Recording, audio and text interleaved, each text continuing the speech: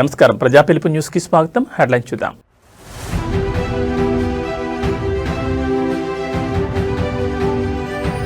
నేటి నుంచి 2 రోజుల పాటు మలేషియాలో ప్రధాని మోడీ టూర్. మలేషియా ప్రధాని అన్వర్తో మోడీ భేటీ.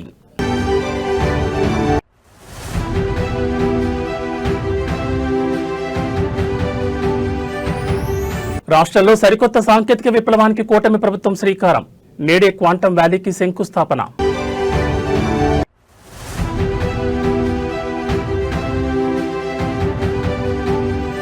పొరపోరులో దూసుకెళ్తున్న కారు.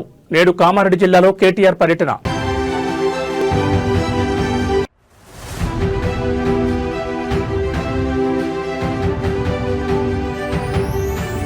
బెయిల్పై ఉన్న జోగి రమేష్ కు మరో షాక్. జగన్ పర్యటన సందర్భంగా న్యూసెన్స్ క్రియేట్ చేశారంటూ కేసు.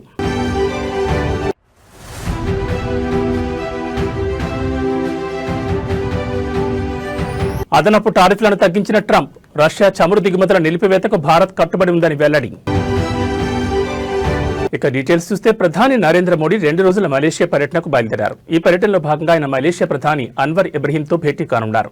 రక్షణ, ఇంధనం, వాణిజ్యం, పెట్టుబడులు, విద్య, సంస్కృతి, పర్యాటక రంగాల్లో ఇరు దేశాల మధ్య ద్వైపాక్షిక సంబంధాలను మరింత బలోపేతం చేయడంపై ఇరువురు నేతలు చర్చించనున్నారు. ఈ పర్యటనకు బయలుదేరే ముందు ప్రధాని మోడీ ఒక ప్రకటన విడుదల చేశారు. రక్షణ, భద్రతా సంబంధాలను మరింతగా పటిష్టం చేసుకోవడమే మా లక్ష్యం. ఆర్థిక ఆవిష్కరణల భాగస్వామ్యాన్ని పెంపొందించుకుంటూ నూతన రంగాల్లో మా సహకారాన్ని విస్తరిస్తామని ఆయన పేర్కొన్నారు. డిజిటల్ ఆర్థిక వ్యవస్థ వంటి ఆధునిక అంశాల్లో కూడా మలేషియాతో కలిసి పనిచేయడానికి భారత్ సిద్ధంగా ఉందని ఆ ప్రకటనలో తెలిపారు. మలేషియా అభివృద్ధిలో అక్కడి భారతీయ సంతతి పోషిస్తున్న పాత్రను ప్రధాని మోడీ కొనియాడారు. మలేషియాలోని భారతీయులను కలుసుకోనున్నానని తెలిపారు. మలేషియా పురోగతికి వారి అపారమైన కృషి ఉందన్నారు. ఈ 2 దేశాల మధ్య ఒక సజీవ వంతెనలా వారు పోషిస్తున్న పాత్ర చారిత్రక స్నేహానికి బలమైన పునాది అందిస్తోందని మోడీ ప్రశంసించారు.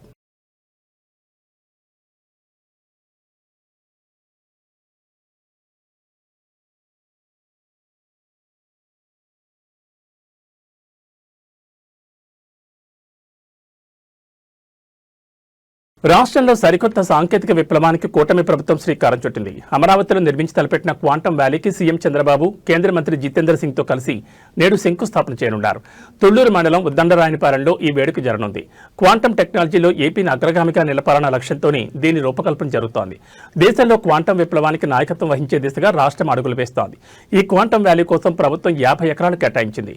దేశంలో మొదటి 133 క్యూబిక్ క్వాంటం కంప్యూటర్ అమరావతికి రానుండగా ఈ క్వాంటం వ్యాలీలో ఐబీఎం, టీసీఎస్, ఎల్ఎన్టీ కీలక పాత్ర వహించనున్నాయి. Quantum computing, quantum communications, quantum sensor, artificial intelligence రంగాల్లో పరిశోధన జరగనున్నాయి. అలాగే cyber security, defence, health care, finance వంటి రంగాల్లోనూ రీసెర్చ్లు చేయనున్నారు. ఈ ఏడాది ఆగస్టు నాటికి క్వాంటం వ్యాలీ భవనాన్ని సిద్ధం చేసేలా ఏపీ ప్రభుత్వం ప్రణాళికలు రూపొందిస్తోంది. డిసెంబర్ నాటికి అమరావతిలో క్వాంటం కంప్యూటర్ ఏర్పాటు చేయాలని భావిస్తోంది. ఈ సందర్భంగా సీఎం చంద్రబాబు నాయుడు నేడు రాష్ట్ర చరిత్రలో మరిచిపోలేని రోజుగా మిగులుతుందని సోషల్ మీడియా వేదికగా తెలిపారు. 1990లలో భారత్ను ఐటీ మ్యాప్పై నిలిపిన ప్రయాణమే నేడు క్వాంటం మ్యాప్పై భారత్ను అగ్రస్థానంలో నిలిపే దశకు చేరుకుందని పేర్కొన్నారు. నేడు నూతన ప్రయాణానికి అమరావతి కేంద్ర బిందువుగా మారనుందని, రాష్ట్ర చరిత్ర మారే రోజుగా గుర్తుండిపోతుందని తెలిపారు.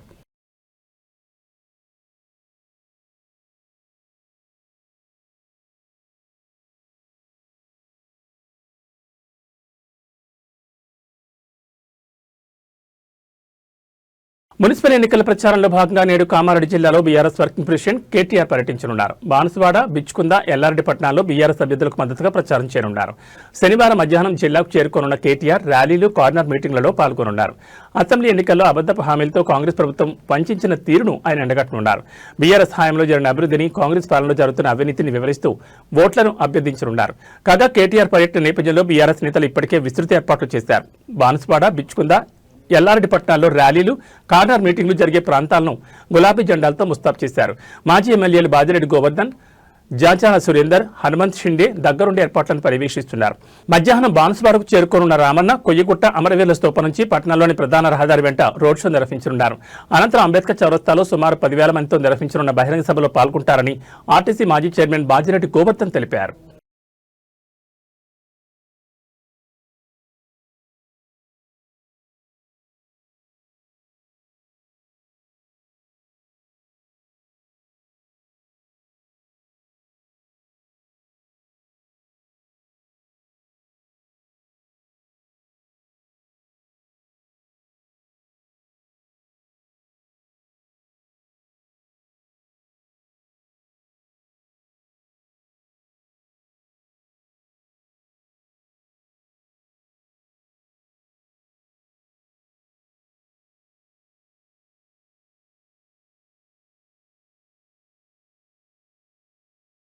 వైసీపీ కీలక నేత మాజీ మంత్రి జోగి రమేష్ పై నాన్ బెయిలబుల్ కేసు నమోదైంది. ఎన్టీఆర్ జిల్లాలోని Ibrahimpatnam police station SI Ravi Varma ఫిర్యాదు మేరకు ఈ కేసు నమోదు చేశారు.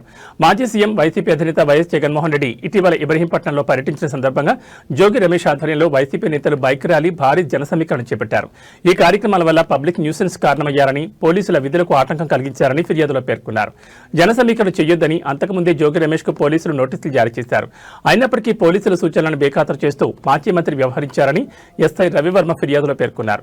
ఈ క్రమంలోని జోగి రమేష్ పై bike rally, public nuisance, police విధులకు ఆటంకం తీసుకురావడం వంటి ఆరోపణలపై నాన్ బెయిలబుల్ కేసు నమోదు చేశారు పోలీసులు.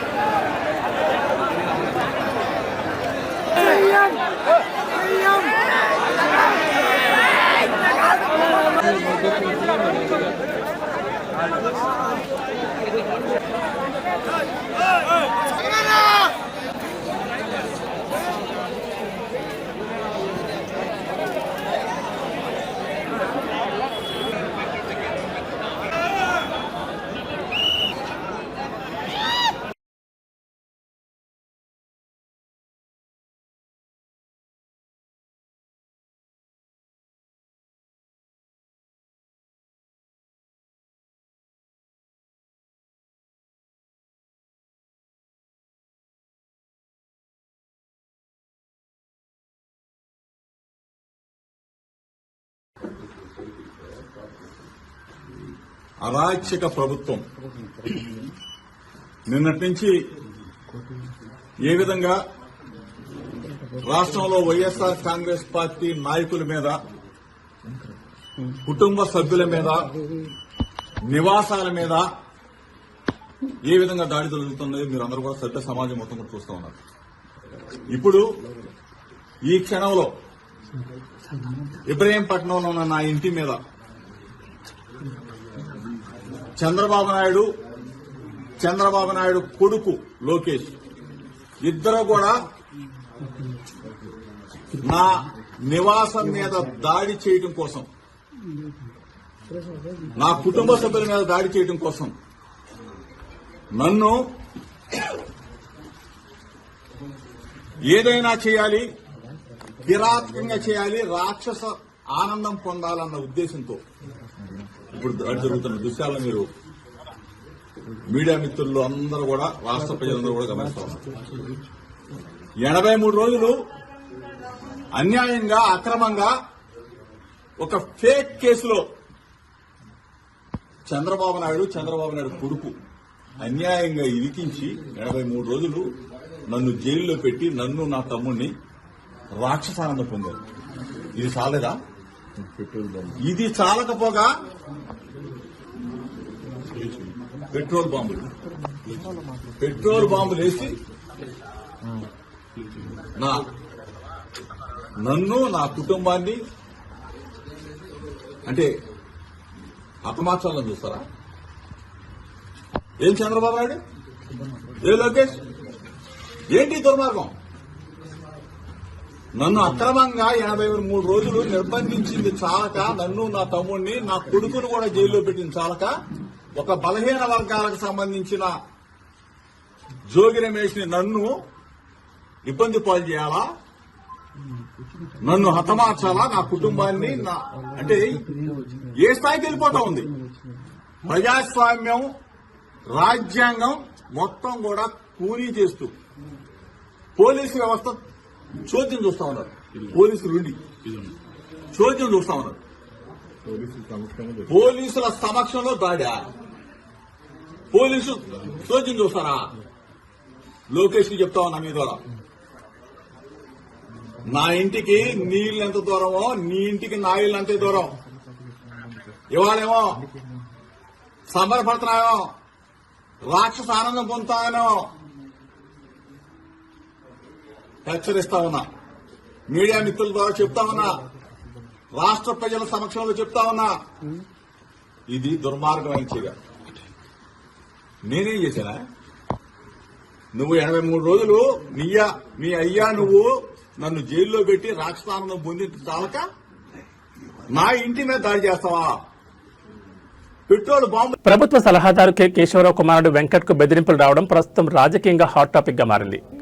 బంజారా హిల్స్ లోని 1100 గజాల స్థలానికి సంబంధించిన వ్యవహారంలో హైకోర్టులో గడీల రఘువీర్ రెడ్డి, అన్వేష్ రెడ్డి కలిసి పిలివేసి వెంకట్ ను తీవ్రంగా బెదిరింపులకు గురి చేసినట్టుగా తెలుస్తోంది. ఈ వివాదాన్ని పరిష్కరించుకోవాలన్నా లేదా పనులు సజావుగా సాగాలన్నా తమకు 3 కోట్లు ఇవ్వాలని నిందితులు డిమాండ్ చేస్తున్నారు. డబ్బులు ఇవ్వకపోతే తీవ్ర పరిణామాలు ఎదుర్కోవాల్సి వస్తుందని హెచ్చరించడంతో వెంకట్ ఆందోళనకు గురయ్యారు. ఈ క్రమంలోనే తనను వేధిస్తున్నారని, ప్రాణహాని ఉందని వెంకట్ బంజారా హిల్స్ పోలీస్ స్టేషన్లో లిఖితపూర్వకంగా ఫిర్యాదు చేశారు. నిందితులు తనను మానసికంగా ఇబ్బంది పెడుతూ భారీ మొత్తంలో డబ్బులు వసూలు చేసేందుకు ప్రయత్నిస్తున్నారని ఫిర్యాదులో పేర్కొన్నారు. ఆ ఫిర్యాదును స్వీకరించిన పోలీసులు కేసు నమోదు చేసుకుని దర్యాప్తు చేస్తున్నారు. ఓ కారులో వచ్చిన కొందరు వ్యక్తులు సింగనమల టీడీపీ ఎమ్మెల్యే బండారు శ్రావణి ఇంటి వద్ద నిమ్మకాయలు, తెల్ల నువ్వులు పడేసి వెళ్లడం తీవ్ర కలకలం రేపింది. గత కొంతకాలంగా ఎలాంటి ఘటనలు జరుగుతుండటంతో ఎమ్మెల్యే కుటుంబ సభ్యులు భయాందోళనకు గురవుతున్నారు. తాజాగా ఓ స్విఫ్ట్ కారులో వచ్చిన కొందరు వ్యక్తులు ఎమ్మెల్యే ఇంటి ఎదుట నిమ్మకాయలు, తెల్ల నువ్వులు పడేసి అక్కడి నుంచి వెళ్లిపోతుండని గమనించిన ఎమ్మెల్యే అనుచరులు వెంటనే వారిని వెంబడించేందుకు ప్రయత్నించగా కారు అతివేగంతో అక్కడి నుంచి వెళ్లిపోయింది. ఆ కారుకు ఏపీ 39KX0986 నంబర్ ఉన్నట్లు గుర్తించారు. ఇటీవల కొన్ని నెలలుగా తమ ఇంటి వద్ద ఇదే తరహా ఘటనలు జరుగుతున్నాయని ఎమ్మెల్యే శ్రావణి అనుమానం వ్యక్తం చేశారు. ఈ ఘటనల కారణంగా తమ కుటుంబ సభ్యులు తరచూ అనారోగ్యానికి గురవుతున్నారని పేర్కొన్నారు.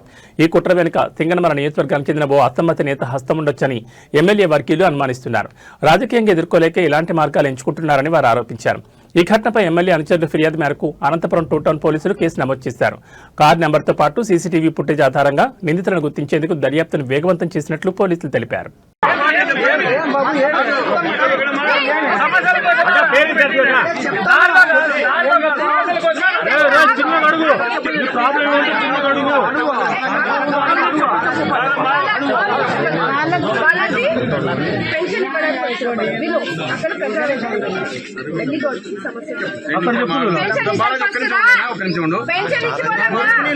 పెన్షన్ మాట్లాడదాము ఓకేనా. ఒక 50-60 ఇండ్ల నుంచి మా ఇంటి దగ్గర అంటే పొలంలోకి మురికి నీళ్ళు వెళ్తున్నాయి. ఆ సమస్య ఎవ్వరు పట్టించుకోవట్లేదు. ఒకసారి మీరు వచ్చి చూడండి. ఫార్మసిస్ట్ కదా, నీ ఊర్లో అన్ని జరిగినాయి. నీకున్న లోకల్ సమస్య వల్ల పని చేయట్లేదు. నేను అధికారుల్ని ఇప్పుడు అందుకే పిలిచినాను. మీరు అక్కడ రండి. మీ ఊరు సమస్య మీకు తెలియదు కాదు. చేయడానికి లోపల రానిట్లేదు. ఈ రోజు ఈ గ్రామానికి రావడానికి కారణం ముఖ్యంగా ఈ ఊర్లో సమస్య ఉందని తెలిసినా కూడా సమస్య ఉన్న గ్రామానికి వెళ్ళి సమస్యలు తీర్చాలని ఆలోచన బాగుంది.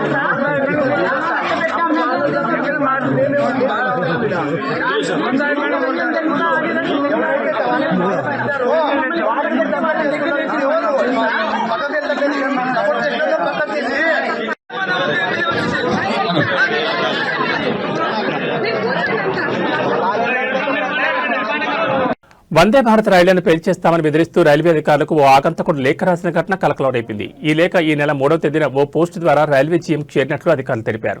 ఈ లేఖలో హైదరాబాద్ లో ఉంటున్న 4 జిహాదీ బృందం వందే భారత్ రైళ్లను లక్ష్యంగా చేసుకుని దాడులకు పథకం వేస్తారంటూ ఆగంతకుడు ఆ లేఖలో పేర్కొన్నాడు. వందే భారత్ వెళ్లే లైన్లలో బాంబులు పెట్టి 250 మందిని చంపేందుకు పథకం వేస్తారంటూ లేఖలో ప్రస్తావించాడు. రైల్వే మార్గాల్లో ప్రమాదకర చర్యలకు సిద్ధమయ్యారనే ఆరోపణలను లేఖలో ప్రస్తావించారు. అలాగే 4 వ్యక్తుల పేర్లను కూడా లేఖలో పేర్కొన్నట్లు సమాచారం. ఈ లేఖ అందిన వెంటనే రైల్వే పోలీసులు అప్రమత్తమయ్యారు. భద్రతా దృష్ట్యా వందే భారత్ రైల్వే ప్రాంగణాల్లో ప్రత్యేక తనిఖీలు చేపట్టారు. ప్రయాణికుల భద్రతకు ఎలాంటి ఇబ్బంది కలగకుండా అన్ని జాగ్రత్తలు తీసుకుంటున్నట్లు అధికారులు తెలిపారు. ఈ ఘటనపై పోలీసులు కేసు నమోదు చేసి విచారణ ప్రారంభించారు. ప్రస్తుతం పరిస్థితి పూర్తిగా నియంత్రణలో ఉందని, ప్రజలు ఆందోళన చెందాల్సిన అవసరం లేదని రైల్వే అధికారులు స్పష్టం చేశారు.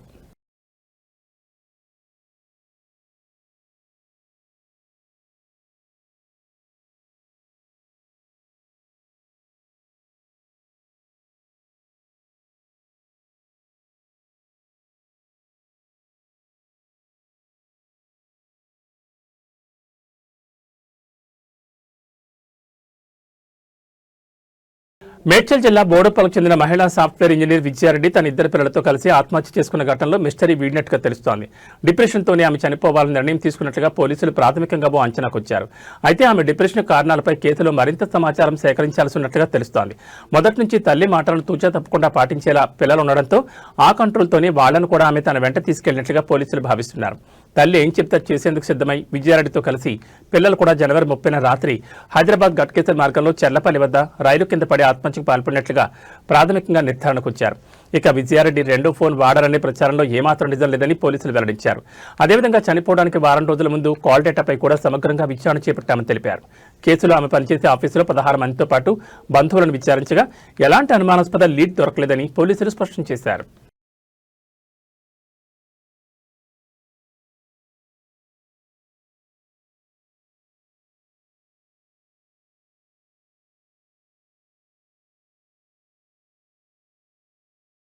హైదరాబాద్ విజయవాడ జాతీయ రహదారిపై ఎన్టీఆర్ జిల్లా కంచికిచర్ల మండలం కేసర్ వద్ద ఓ ప్రైవేట్ ట్రావెల్స్ బస్సు అగ్ని ప్రమాదానికి గురైంది.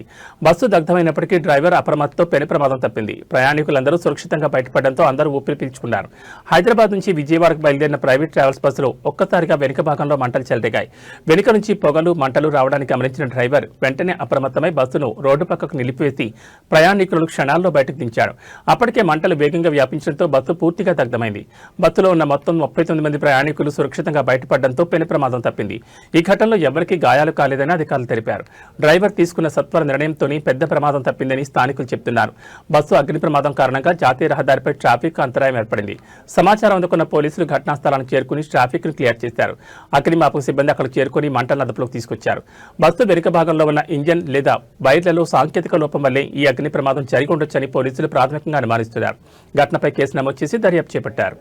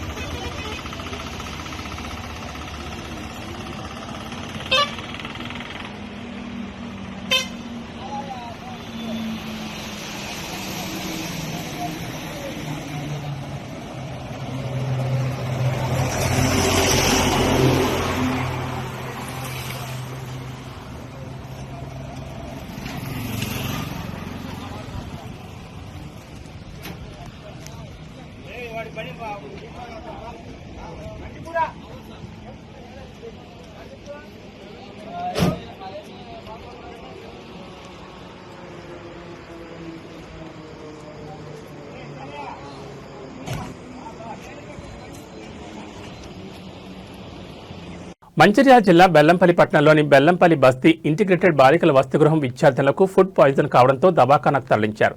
శుక్రవారం రాత్రి హాస్టల్లో భోజనం చేసిన కాసేపటికే విద్యార్థులకు వాంతులు, విరేచనాలు, గొంతు మండటం, శ్వాస తీసుకోవడంలో ఇబ్బంది కలిగింది. బీఆర్ఎస్పీ జిల్లా అధ్యక్షుడు బడికల శ్రావణ్, నాయకులు అరుణ్ ప్రసాద్, ఈట రాకేష్, నరేష్, మహంత్ ఆధ్వర్యంలో ప్రత్యేక వాహనాలు ఏర్పాటు చేసి బెల్లంపల్లి ప్రభుత్వ దవాఖానాకు తరలించారు. 6, 7వ తరగతి చెందిన 15 మంది విద్యార్థులు దవాఖానాలో చికిత్స పొందుతున్నారు.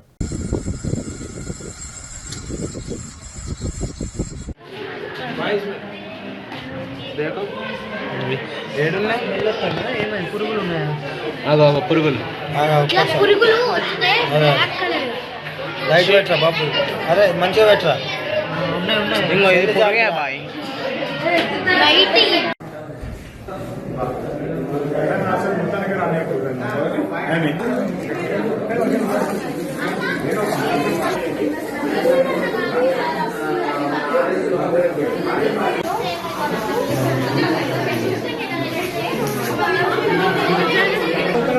ఏం కాదు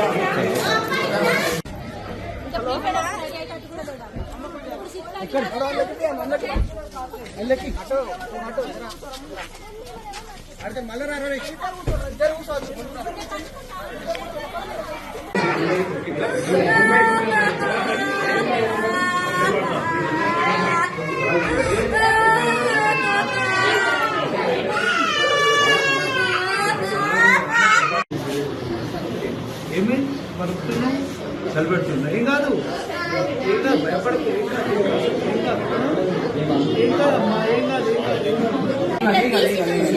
ఇట్లా తీసి చూస్తే అందులో 5, 6 పురుగులు అయితే ఇక అందరూ తీసి చూసేసరికి అందరికి వెళ్ళిపోయి ఇది మాది అబద్ధం అంటారని మేము తినకుండా బాక్స్ లో పెట్టి వచ్చాము. అయితే మేడం హాస్పిటల్కి 108 కాల్ చేయండి మేడం అని చెప్తే మేడం అంటే పడిపోతుంది. మహారాష్ట్రలోని గడ్చిరోలి, భమరకట్ తాలూకా పడేవ అటవీ ప్రాంతంలో గురువారం నుంచి భద్రతా బలగాలు, మావోయిస్టుల మధ్య ఎదురుకాల్పులు జరుగుతున్నాయి. ఈ ఎదురుకాల్పుల్లో ఇప్పటి వరకు 7 మావోయిస్టులు మృతి చెందినట్లు అధికారులు ప్రకటించారు. గురువారం 3 మావోయిస్టులు మృతి చెందగా నిన్న మరో 4 హతమయ్యారు. మృతుల్లో గడ్చిరోలి డివిజన్ కమిటీకి చెందిన కీలక నేత ప్రభాకర్ ఉన్నట్లు అధికారులు గుర్తించారు. అతడి స్వస్థలం తెలంగాణలోని కామారెడ్డి కాగా ప్రభాకర్పై 50 లక్షల రివార్డు ఉన్నట్లు పోలీసులు తెలిపారు. ఈ ఎదురుకాల్పులో ఒక పోలీసు అధికారి ప్రాణాలు కోల్పోగా మరో అధికారి తీవ్రంగా గాయపడినట్లు సమాచారం. ఘటనా స్థలం నుంచి ఒక AK-47 రైఫిల్తో పాటు పలు ఆయుధాలను స్వాధీనం చేసుకున్నట్లు పోలీసులు వెల్లడించారు.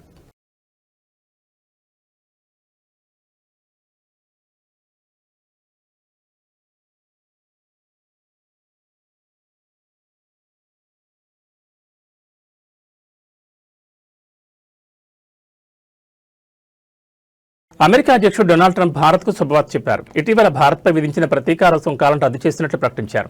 రష్యా నుంచి చమురు దిగుమతులను ఆపేసే విషయంలో భారత్ కట్టుబడి ఉందని, దీంతో టారిఫ్లను తగ్గిస్తున్నామని ట్రంప్ చెప్పారు. ఈ మేరకు ఎగ్జిక్యూటివ్ ఆర్డర్పై ఆయన శుక్రవారం సంతకం చేశారు. అమెరికా, భారత్ల మధ్య ఇటీవల కుదిరిన ట్రేడ్ డీల్లో భాగంగా 7% టారిఫ్లను ట్రంప్ తగ్గించిన విషయం తెలిసిందే. తాజా ప్రకటనతో భారత్పై అమెరికా పన్నుల భారం 18% తగ్గింది. రష్యా, ఉక్రెయిన్ యుద్ధం నేపథ్యంలో రష్యా నుంచి చమురు దిగుమతి చేసుకుంటున్న దేశాలపై ట్రంప్ అప్పట్లో ప్రతీకార సుంకాలు విధించారు. ఆయా దేశాల నుంచి అగర్రాజ్యానికి దిగుమతి అయ్యే వస్తు సేవలపై 25% పన్నులు విధించి అమలు చేశారు. ఈ జాబితాలో భారత్ కూడా ఉంది. దీనికి తోడు భారత్పై అదనపు సుంకాలు మరో 25% విధించారు. మొత్తంగా 50% టారిఫ్లు విధించడంతో భారత్ ఎగుమతిదారులు తీవ్రంగా ఇబ్బంది పడ్డారు. ఇటీవల కుదిరిన ట్రేడ్ డీల్ తర్వాత అదనపు సుంకాలను 25% నుంచి 18% ట్రంప్ తగ్గించారు. దీంతో భారత్పై ప్రతీకార సుంకాలు 25%, అదనపు సుంకాలను 18% అమెరికా అధికారులు వసూలు చేశారు. ట్రంప్ తాజా ప్రకటనతో ఇకపై భారత్ వస్తు సేవల మీద కేవలం 18% పన్నులు మాత్రమే వసూలు చేయనున్నారు.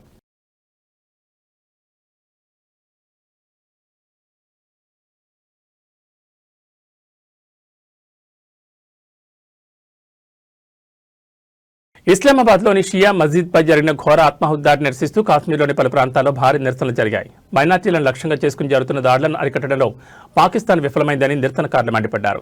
శ్రీనగర్, బుద్గాంలలో ప్రజలు రోడ్లపైకి వచ్చి పాక్ ప్రభుత్వానికి, ఉగ్రవాదానికి వ్యతిరేకంగా నినాదాలు చేశారు. ఈ దాడిలో మృతుల సంఖ్య 69కి చేరగా వందలాది మంది గాయపడ్డారు.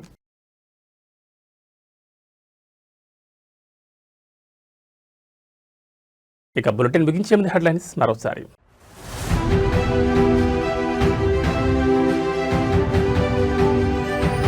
నేటి నుంచి 2 రోజుల పాటు మలేషియాలో ప్రధాని మోడీ టూర్.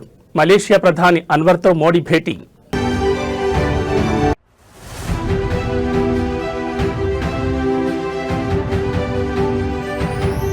రాష్ట్రంలో సరికొత్త సాంకేతిక విప్లవానికి కూటమి ప్రభుత్వం శ్రీకారం. నేడే క్వాంటం వ్యాలీకి శంకుస్థాపన.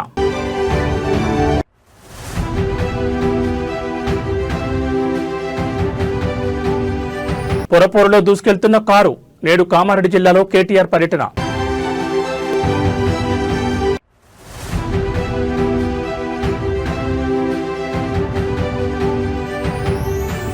బెయిల్పై ఉన్న జోగి రమేష్ కు మరో షాక్. జగన్ పర్యటన సందర్భంగా న్యూసెన్స్ క్రియేట్ చేశారంటూ కేసు.